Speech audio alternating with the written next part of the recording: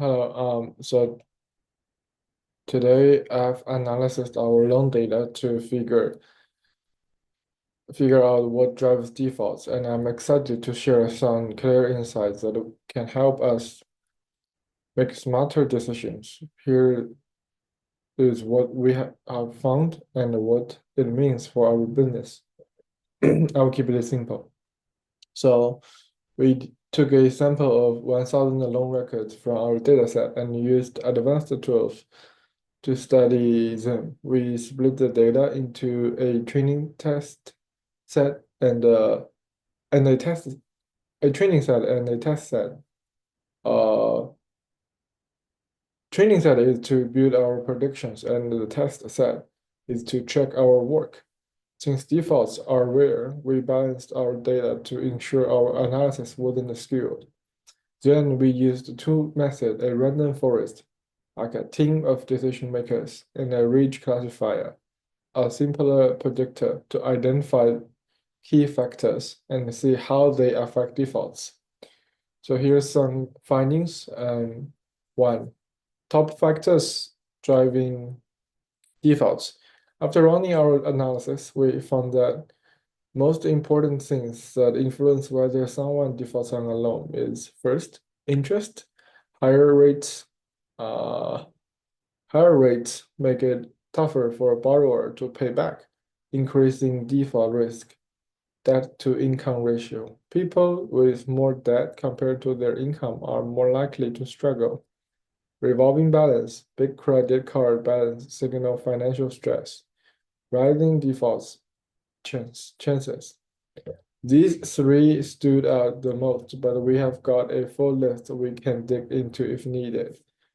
How interest rate played a role. We have created a chart called a partial dependent plot to see how interest rate affect defaults. Here's a simple version.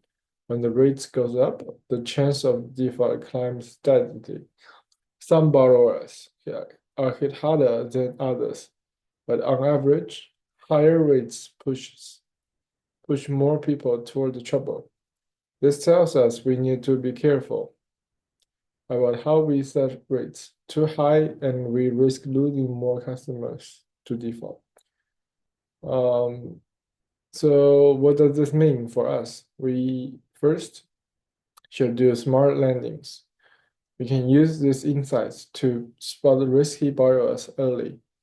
For example, if someone's interest rate is high and their debt load is heavy, we might adjust terms or offer support to keep them on track. Rate strategies. Keeping rates reasonable could lower defaults, saving us money and keeping customer happy.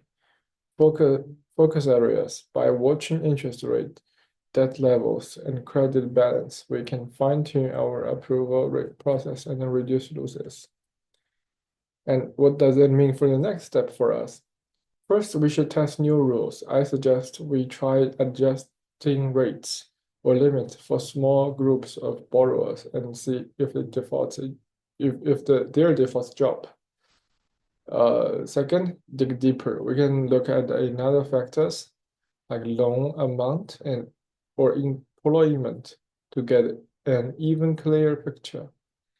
Simple tools. I will work on a basic dashboard so you and the team can see this without needing to decode text up.